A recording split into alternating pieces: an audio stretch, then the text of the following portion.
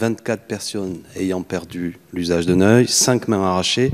Voilà le bilan de ce que certains ont nommé un dialogue respectueux et républicain. Les quotas de bourses journalières, cela a été aussi nommé, explosent. Des journalistes, des manifestants, des syndicalistes, des étudiants, des retraités ont été blessés au cours des manifestations récemment. Même des pompiers se sont fait frapper, nous l'avons tous vu lors d'images à la télévision.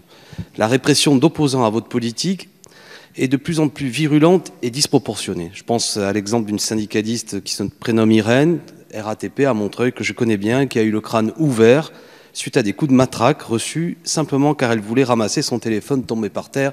Les images ont beaucoup ému à la télévision. Chaque nouvelle manifestation apporte son lot d'images choquantes. Des crocs en jambes gratuits, des tirs de LBD à bout portant, des coups portés à des manifestants déjà à terre. Franchement, quand même ceux qui doivent faire respecter la loi l'outrepassent, le climat, vous l'admettrez, ne peut s'apaiser. J'ai demandé l'année dernière l'interdiction de l'usage des LBD, l'interdiction des grenades explosives, tout comme le défenseur des droits, M. Jacques Toubon. Mais vous vous êtes obstiné à maintenir leur usage, quitte à mettre en danger l'intégrité physique de nos concitoyens. J'ai observé récemment que les grenades GLIF-4 vont plus être utilisées en raison du fait que les stocks arrivent à bout, mais d'autres matériels assez dangereux vont les remplacer. Pour que le maintien de l'ordre puisse se faire de manière paisible, il faut que les consignes données soient proportionnées. Donner des ordres confus aux policiers afin de provoquer des tensions avec les manifestants, franchement, est dangereux. La chaîne de commandement est la colonne vertébrale qui doit permettre un encadrement pacifique. Comme ministre de l'Intérieur, c'est votre responsabilité. À ce jour, 212 enquêtes ont été ouvertes par l'IGPN pour des soupçons de violence faites par des fonctionnaires de police, en lien notamment avec le mouvement des Gilets jaunes. 54, d'ores et déjà, ont été classés sans suite et une seule condamnation, à ma connaissance, d'un CRS en décembre 2019 a eu lieu pour le jet d'un pavé lors d'une manifestation le 1er mai.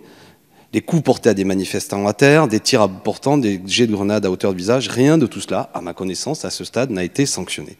Vous avez dit, les échanges élèvent le débat, la violence le salit. Il est temps de mettre fin à cette violence en redéfinissant des méthodes de maintien de l'ordre et en rangeant pour de bon les ordres violents et dangereux.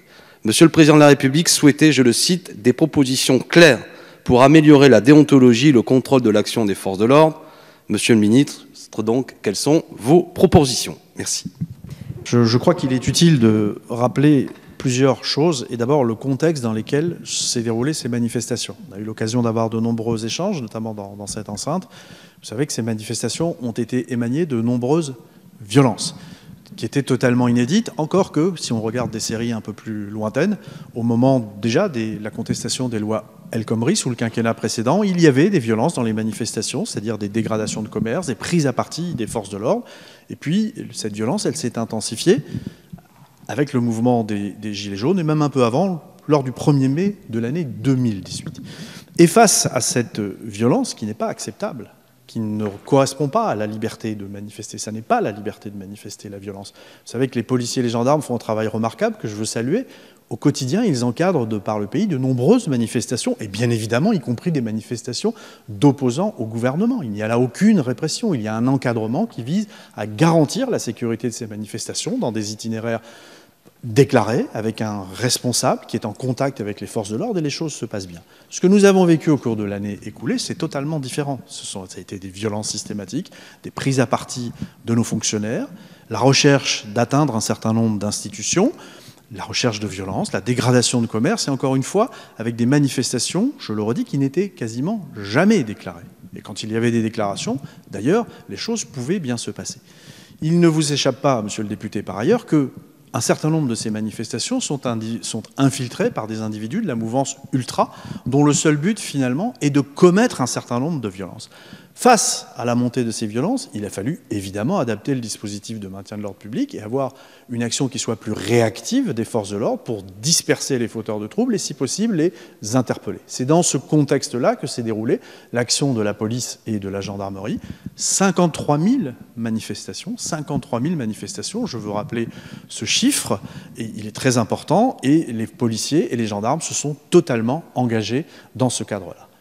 Vous évoquez un certain nombre de fautes qui ne sont pas contestées. Oui, il y a pu y avoir des fautes d'un certain nombre d'effectifs qui sont en nombre extrêmement limité et qui systématiquement donnent lieu à l'ouverture d'enquêtes, et notamment d'enquêtes ouvertes par l'Inspection générale de la police nationale ou l'Inspection générale de la gendarmerie nationale. Et ce sont des enquêtes judiciaires qui sont dirigées dans notre pays par des magistrats qui effectuent ces enquêtes. Il y a d'ores et déjà eu 2 condamnations, vous en avez cité une, il y en a eu une deuxième, et il y a de nombreuses informations judiciaires qui sont ouvertes. Donc il n'est pas exact de dire que ces fautes demeurent impunies, mais j'insiste là-dessus, ces fautes sont très minoritaires, et moi je veux saluer le courage remarquable des forces de sécurité intérieure qui ont eu à faire face à une violence inédite et qui ont su protéger, maintenir l'ordre républicain et protéger aussi, monsieur le député, ne l'oubliez pas, protéger aussi ceux des manifestants qui voulaient manifester